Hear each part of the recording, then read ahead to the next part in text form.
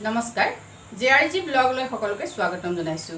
আজি আমি আলোচনা কৰিবলৈ লৈছো এইচএসজি গোটবিলাকে কেনেকৈ এমচিপি প্ৰস্তুত কৰিব লাগে, অৰ্থাৎ মাইক্ৰ ক্ৰেডিট প্ল্যান মানে ক্ষুদ্ৰ ঋণৰ পৰিকল্পনা কেনেকৈ কৰিব লাগে সেই সম্পৰ্কে আজি আমি আলোচনা কৰিম। এতিয়া আত্মসহায়ক গোটবিলাক গঠন কৰাৰ বা এটা আত্মসহায়ক গোট গঠন হোৱাৰ মূল উদ্দেশ্য হৈছে যে দৰিদ্ৰতা দূৰীকৰণ। আত্মসহায়ক গোটটোৰ দ্বাৰা তাৰ লগত জড়িত যিসকল সদস্য বা সদস্যা থাকে তেওঁলোকে কেনেকৈ নিজৰ জীৱিকা নিজে প্ৰস্তুত কৰি ল'ব পাৰিব, তেওঁলোকে কেনেকৈ জীৱন ধাৰণৰ বাবে প্ৰয়োজনীয় যিখিনি ন্যূনতম প্ৰয়োজনীয় বস্তু সেইখিনি তেওঁলোকে সেই আত্মসহায়ক গোটটোৰ দ্বাৰা কেনেকৈ উপাৰ্জন কৰিব, সেই কামটোৱে হ'ল কি আত্মসহায়ক গোট গঠন কৰাৰ মূল উদ্দেশ্য। গতিকে আত্মসহায়ক গোট এটাই গোটটো গঠন কৰাৰ পাছত সেই গোটটোৰ পৰা সদস্যসকলে কি কৰি পাব লাগিব, তেওঁলোকে আত্মপ্ৰতিষ্ঠাৰ বাটটো লাভ কৰিব লাগিব। গতিকে আত্মসহায়ক গোটটো গঠন কৰি পেলাই ষ্টেপ বাই ষ্টেপ কি কৰিব লাগিব, সদস্যসকলে নিজকে নিজৰ যি অৰ্থনৈতিক যিটো অৱস্থা সেই অৰ্থনৈতিক অৱস্থাৰ উন্নতি ঘটাবলৈ পৰিকল্পনা কিছুমান প্ৰস্তুত কৰিব লাগিব।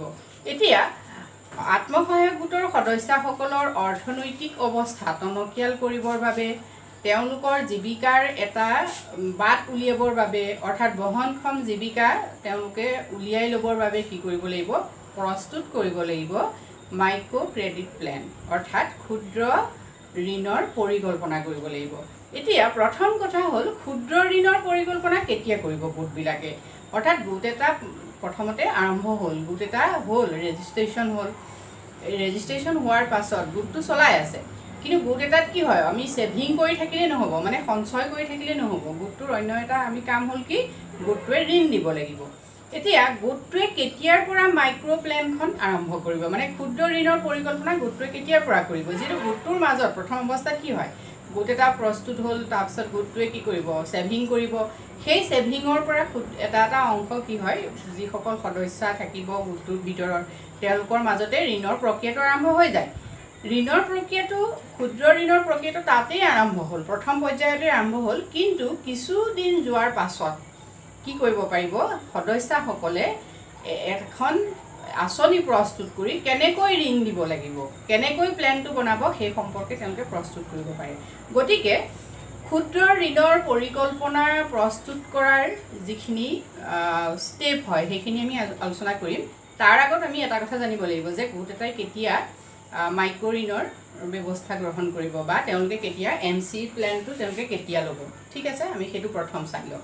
এতিয়া প্ৰথম কথা হ'ল আমি জানো যে যিবিলাক আত্মসহায়ক গোটবিলাক সাধাৰণতে কি হয় BPL হয়, মানে সদস্যসকল মানে বিল' পভাৰ্টি লাইন, অৰ্থাৎ সেইসকলেই আত্মসহায়ক গোট এটা আচলতে খুলিব লাগে যিসকলৰ আৰ্থিক অৱস্থাটো ইমান ভাল নহয়, মানে আমাৰ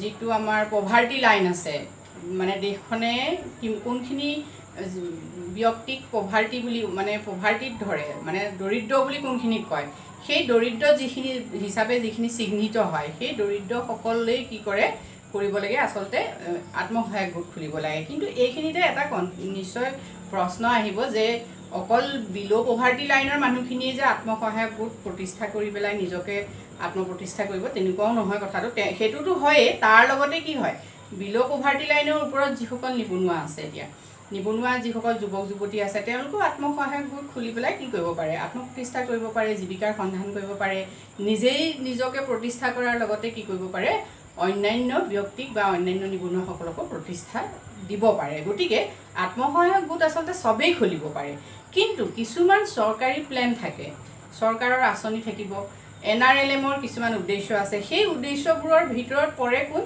এই BPL শ্ৰেণীৰ যি তলৰ মানে BPLৰ যিসকল সদস্যাৰ দ্বাৰা গঠিত আত্মসহায়ক গোট সেইসকল পৰে। গতিকে আমি সকলোৰে বাবে হোৱাকৈ কথাখিনি আলোচনা কৰিছোঁ, তথাপিতো আমি এই কথাটো জানিব লাগিব যে সদস্যসকল বিশেষভাৱে BPLৰ হ'ব লাগে এটা গোটৰ, ঠিক আছে, আমি সেইটো ধৰি ল'লোঁ প্ৰথম এটা ইয়াৰ যোগ্যতা বুলি আমি ভাবিব পাৰোঁ। নেক্সট হ'ল এতিয়া এটা গোট গঠন হোৱাৰ পাছত যিহেতু গোট এটা গঠন কৰিয়ে লগে লগে ঋণ দিব নোৱাৰে, সেইটো এটা সকলোতকৈ ডাঙৰ কথা। গোটটো গঠন হ'ব, তাৰপিছত আমি কি কৰিম আমাৰ নিৰ্দিষ্ট মানে আমাৰ উপাৰ্জনৰ নিৰ্দিষ্ট এটা অংশ সামান্য অংশ আমি কি কৰোঁ গোটটোত জমা ৰাখোঁ। গতিকে সেই জমা পুঁজিটো অলপ বেছি যেতিয়া হ'ব তেতিয়াহে আমি ঋণ দিব পাৰিম। গতিকে জমা পুঁজিটো বেছি কেতিয়া হ'ব, মিনিমাম 3 মাহ হৈ যাব লাগিব। গতিকে এটা আত্মসহায়ক গোটে মাইক্ৰ'প্লেন কৰাৰ সময় তেনে কি হৈছে, মিনিমাম সময় 3 মাহ হ'ব লাগিব। একচুৱেলি মেক্সিমাম 6 মাহৰ পাছতে কি কৰিব লাগে, ঋণ দিয়াৰ ব্যৱস্থাটো গ্ৰহণ কৰিব লাগে। কিন্তু কেতিয়াবা দেখা যায় কিছুমান আত্মসহায়ক গোটে কি হয় 3 মাহৰ পৰাই ঋণ দিয়ে, সেইটো ইমান অস্বাভাৱিক নহয়, দিব পাৰে। গতিকে ঋণৰ প্লেনটো আমি 3 মাহৰ পৰাই কি কৰিব পাৰোঁ, প্ৰস্তুত কৰিব পাৰোঁ। ঠিক আছে, গতিকে মাইক্ৰ'প্লেন কোনে বনাব তেতিয়াহ'লে, আমি দেখিলোঁ যে MC প্লেনটো কোনে বনাব, এটা গোট যেতিয়া 3 মাহ হৈ যাব তাৰপিছত তেওঁলোকে সেইটো প্ৰস্তুত কৰিব পাৰে।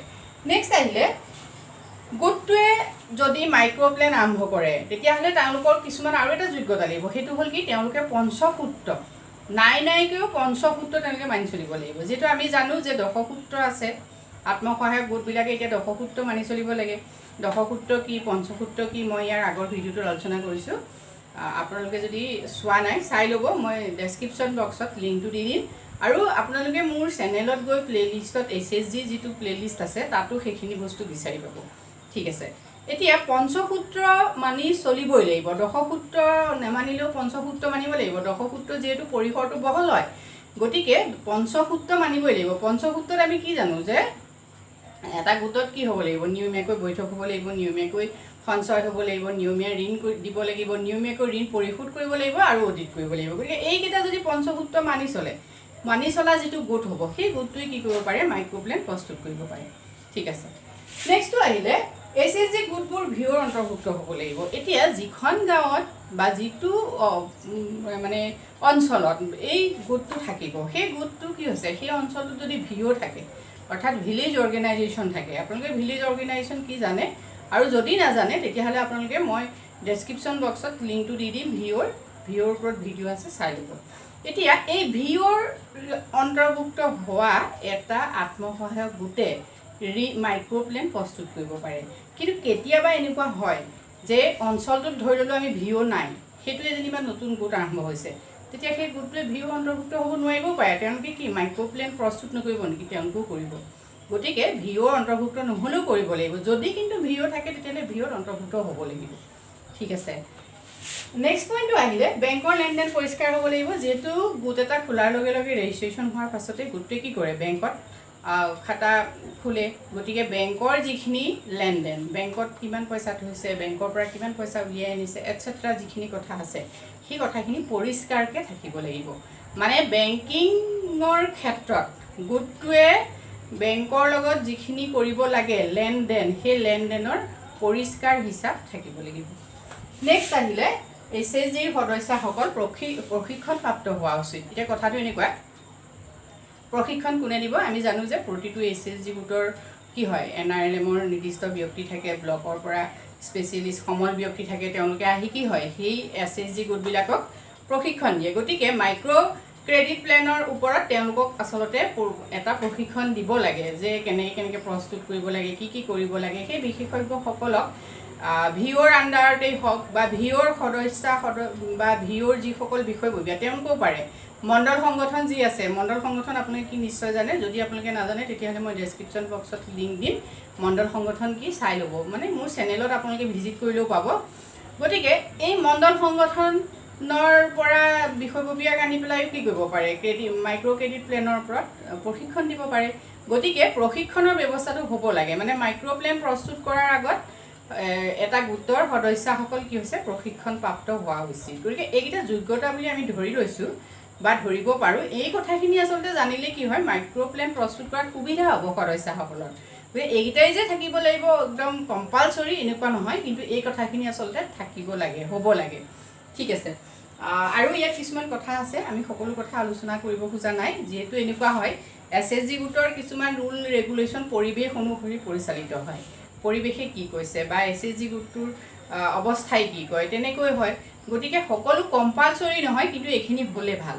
ঠিক আছে, নেক্সট পইণ্টটোলৈ আহোঁ আমি এতিয়া। সকলোতকৈ গুৰুত্বপূৰ্ণ কথা যে মাইক্ৰ'প্লেন আমি কেনেকৈ প্ৰস্তুত কৰিম, মাইক্ৰ' ক্ৰেডিট প্লেন প্ৰস্তুতকৰণ প্ৰক্ৰিয়াটো কি সেইটো আমাৰ কাৰণে সকলোতকৈ ডাঙৰ কথা। যে আমি জানো যে SSG গোট এটাই কি কৰিব লাগে, ক্ষুদ্ৰ ঋণৰ পৰিকল্পনা কৰিব লাগে। এতিয়া ক্ষুদ্ৰ ঋণৰ পৰিকল্পনা SHG গোটটোৱে কি কৰিব? প্ৰথম কৰিবলৈ যাওঁতে প্ৰথম যিটো ষ্টেপ, ফাৰ্ষ্ট ষ্টেপটোৱে হৈছে গোটটোৱে আত্মপৰ্যালোচনা চলোৱা উচিত। গোট এটা আৰম্ভ হোৱাৰ পাছত যদি মাইক্ৰ' ক্ৰেডিট প্লেন তেওঁলোকে আৰম্ভ কৰিব খোজে, তেওঁলোকে প্ৰথমতে কি কৰিব লাগে? নিজকে পৰ্যালোচনা কৰিব লাগে। আত্মপৰ্যালোচনা মিনছ কি হৈছে? সেল্ফ এনালাইচিছ, মানে আমি নিজেই নিজক পৰ্যালোচনা কৰিব লাগিব। অৰ্থাৎ আমি কি পৰ্যালোচনা কৰিম?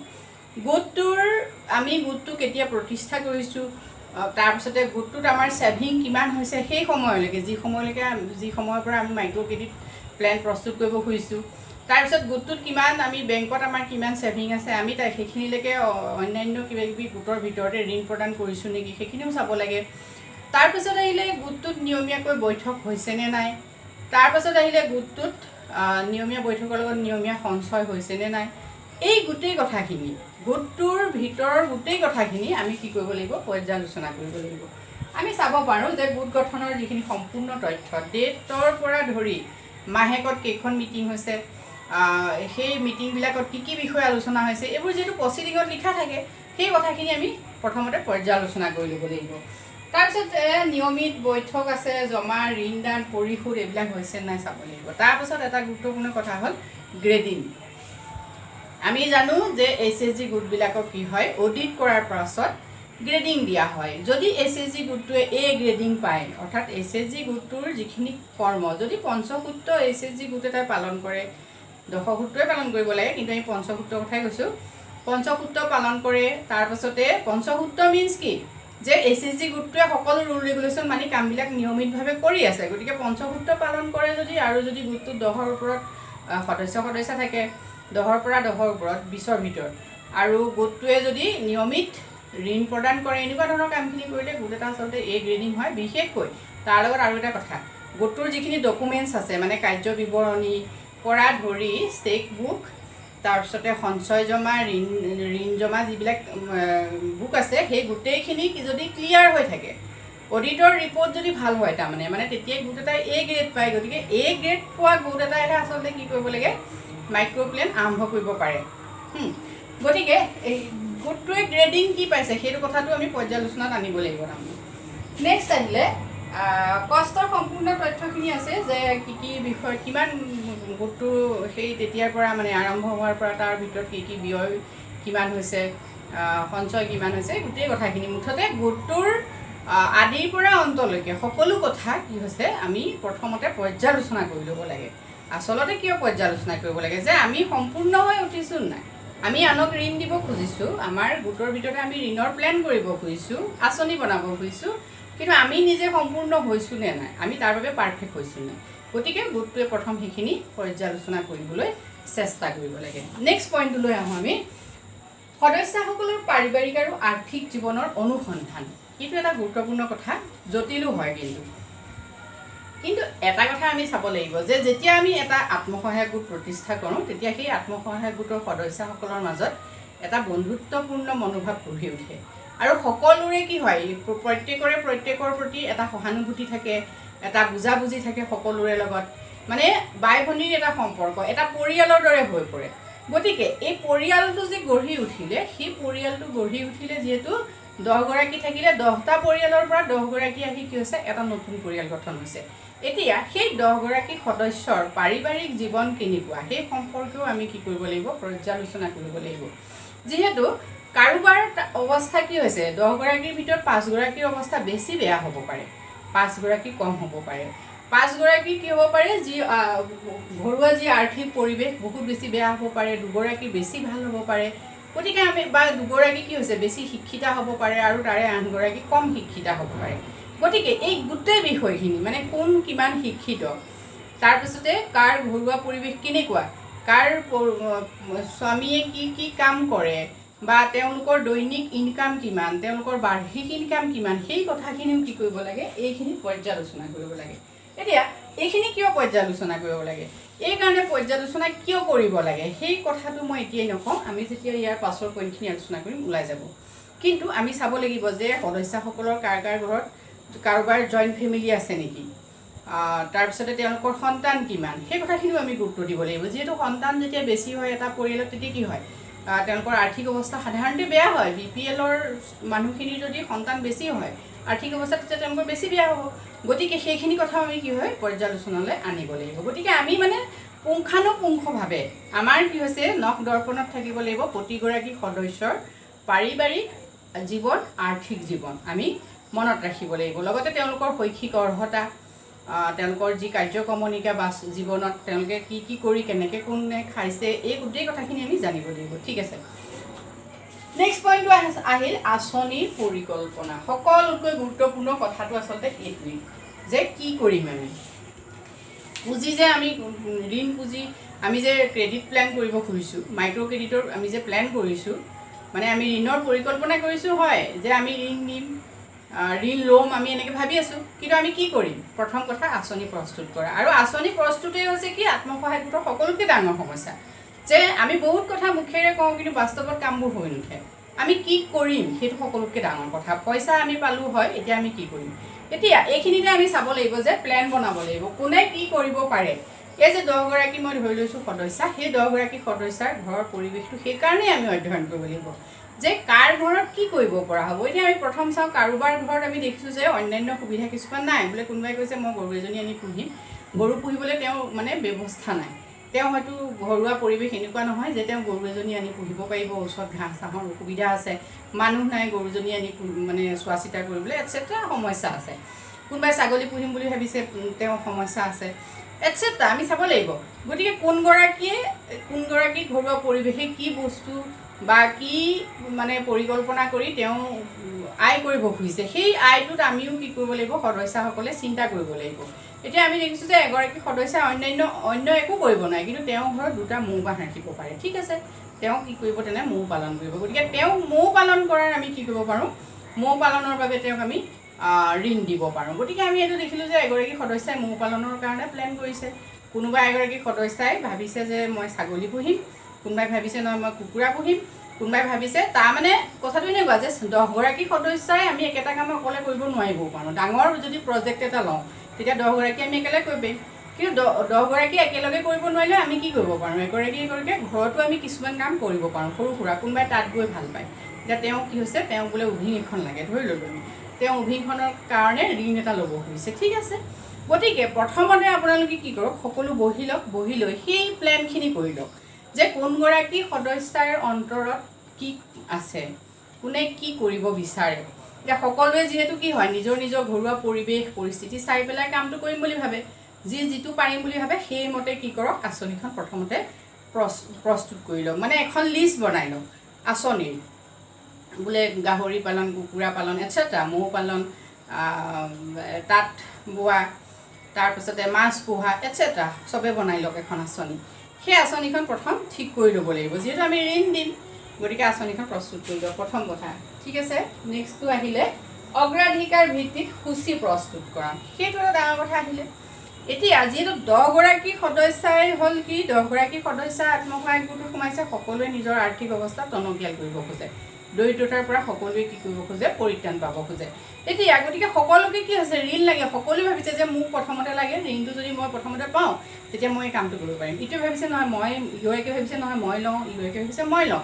এতিয়া সেইখিনিতে আপোনালোকে নিৰপেক্ষভাৱে কি কৰিব লাগিব, প্ৰস্তুতি চলাব লাগিব, নিৰপেক্ষ হ'ব লাগিব সকলো সদস্যা যে প্ৰথমে কেনে অগ্ৰাধিকাৰ ভিত্তিত আপোনালোকে কি কৰক, এখন তালিকা প্ৰস্তুত কৰক যে কাক দিব, কাৰ প্ৰয়োজন বেছি, আমি সেইটো চাব লাগিব। এতিয়া এই 10গৰাকীৰ ভিতৰতে আমি কৈছোঁৱে যে কোনোবা 5গৰাকী অলপ আৰ্থিকভাৱে সবল, ইমান বেছি তেওঁলোকৰ বেয়া পৰিস্থিতি নহ'ব পাৰে। গতিকে তেওঁলোকতকৈ সেই বাকী 5গৰাকীৰ যেনিবা অৱস্থা অকণমান বেয়া, তেওঁলোকক তাৎক্ষণিকভাৱে ঋণটো দিলে লাগে, গতিকে তেওঁ তেখেতসকলক ঋণটো দিয়ক। গতিকে তেখেতসকলৰ নাম আপোনালোকে প্ৰথম আনক। তাৰ মাজত আৰু এটা কথা, অকল যে আমি বস্তু কিবা পোহা এইটো কথাই নহয়। কেতিয়াবা এনেকুৱা হয় নাই, 10গৰাকী সদস্যাৰ ভিতৰত আমি ধৰিলোঁ কোনোবা এগৰাকী ঘৰুৱা অৱস্থাত ঘৰত কিবা সমস্যা হৈছে, বা তেওঁৰ স্বামীৰ অসুস্থ, বা তেওঁ নিজেই অসুস্থ, বা তেওঁৰ সন্তানৰ পঢ়া শুনাৰ কথা আছে।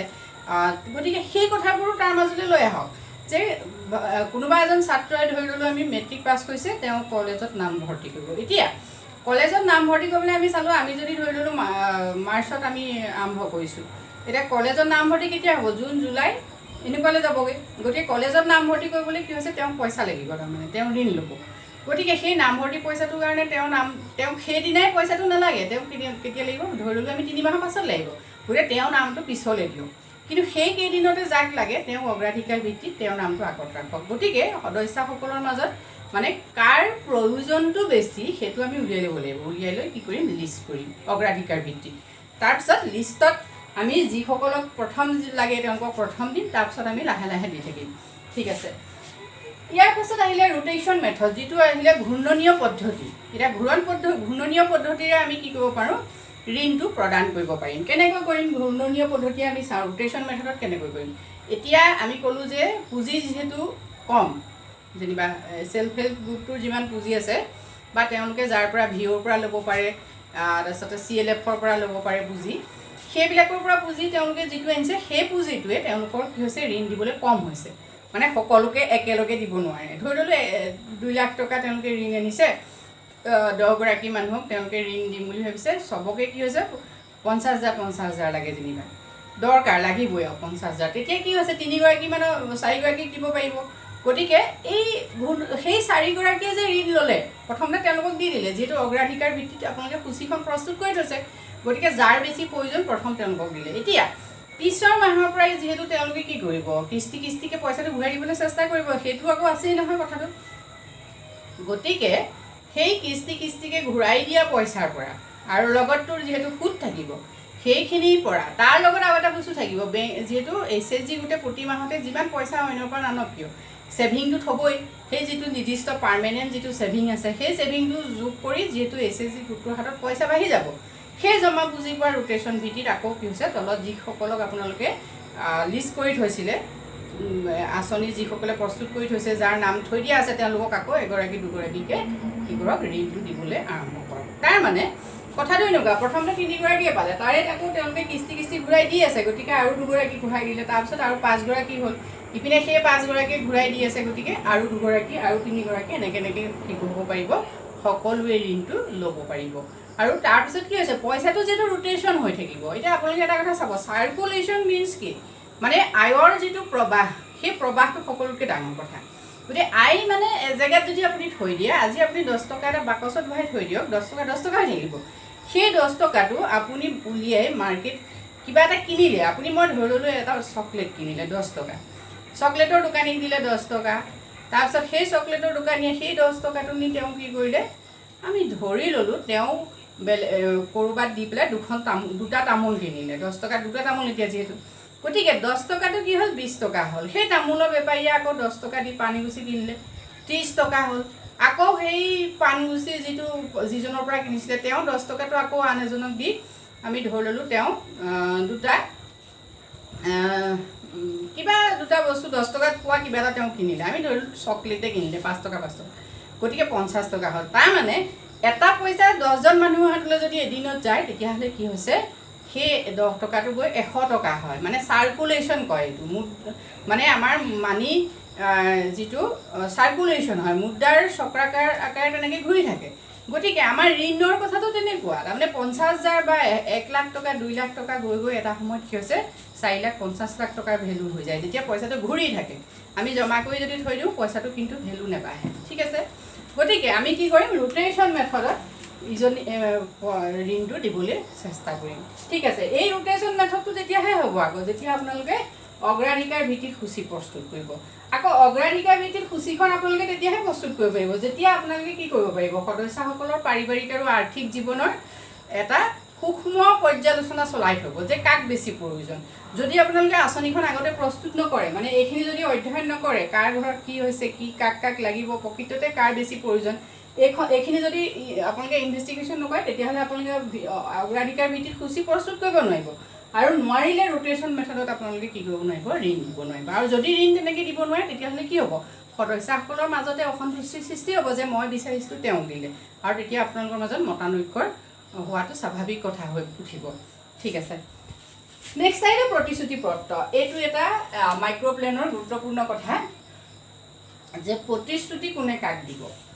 যিহেতু আমি প্ৰমিছ কৰিব লাগিব, আমি যিহেতু কি হৈছে ঋণ এটা ল'ম, গতিকে প্ৰথম কথা যদি আমি গোটৰ সকলো নীতি নিয়ম মানি চলিব লাগিব, যিসকল সদস্যাই ঋণটো গ্ৰহণ কৰিব, গতিকে তেওঁ লিখিতভাৱে দিয়া উচিত আচলতে যে মই ঋণটো লৈছোঁ গোটৰ সকলো নীতি নিয়ম মানি চলিম আৰু মই 2 কিস্তি ধৰি ল'লোঁ আমি তেওঁ 50,000 টকা লৈছে বোলে মই 5টা কিস্তিত পইচাখিনি ঘূৰাই দিম ঠিক আছে তেওঁ 5টা কিস্তিত পইচাখিনি ঘূৰাই দিম বুলি কৈছে গতিকে সেইটোও তেওঁ লিখিত হিচাপে আচলতে দিব লাগে আৰু সুদৰ কথাটো তাতে লিখিত থাকিব লাগে আৰু প্ৰতিশ্ৰুতি পত্ৰখনত তেওঁ স্বাক্ষৰ কৰি পেলাই সেইখন আচলতে সভাপতি সম্পাদকৰ হাতত দিব লাগে ঠিক আছে এতিয়া তাৰপিছত তেনেকৈ গ্ৰাম্য সংগঠনৰ ওচৰতো চুক্তিবদ্ধতা থাকিব লাগে মণ্ডল সংগঠনৰ ওচৰত থাকিব লাগে এতিয়া গ্ৰাম্য সংগঠন মণ্ডল সংগঠনৰ কথাটো কেলৈ আহিছে আমি চাওঁ সৰু এটা ঋণ কি হয় HSG গোটটোৰ ভিতৰতে দিব পাৰে ঠিক আছে কিন্তু যদি HSG গোটটোত সৰহকৈ লাগে ঋণ সৰহকৈ লাগে তেতিয়া কি হয় HSG গোটটোৱে কাৰ ওচৰত হাত পাতিব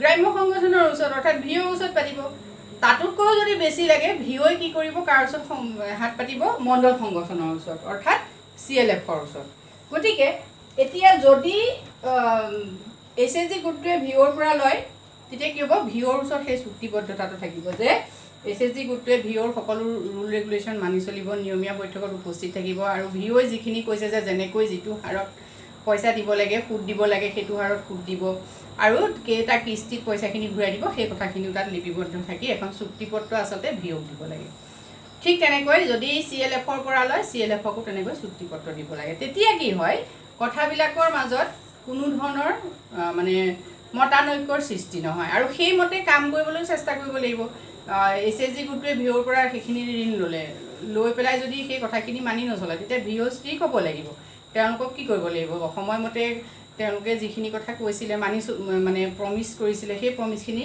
ৰখা যে নাই সেই কথাখিনি ভিঅ'ৰ মিটিঙত আলোচনা কৰি সেই গোটটোক কি কৰিব লাগিব সচেতন কৰি দিব লাগিব গতিকে অনুশাসনো মানে কৰিব লাগিব CLF আৰু ভিঅ'ই অনুশাসনো কৰিব লাগিব HSG গোটবিলাকক অৰ্থাৎ কথাটো এনেকুৱা সাৰ্কুলেশ্যন প্ৰক্ৰিয়া মানে সকলো লগ খাই সকলোৰে উন্নতিত ইগৰাকীয়ে সিগৰাকীক ইজনে সিজনক কি কৰিব লাগিব সহযোগ কৰিব লাগিব মানে পৰস্পৰক সহযোগ কৰি আত্মপ্ৰতিষ্ঠা লাভ কৰি আৰ্থিক উন্নতি ঘটাই জীৱনৰ মানদণ্ড উন্নত কৰি জীয়াই থকাটো হ'ল HSG গোটৰ আচল উদ্দেশ্য গতিকে আমি মনত ৰাখিব লাগিব যে HSG গোটবোৰ অকলশৰীয়া নহয় আজিলৈ ইমানেই যদি ভিডিঅ'টো ভাল লাগিছে লাইক কৰিব কমেণ্ট কৰিব আৰু সকলোৱে মোৰ চেনেলটো ছাবস্ক্ৰাইব কৰিবলৈ নাপাহৰিব থেংক ইউ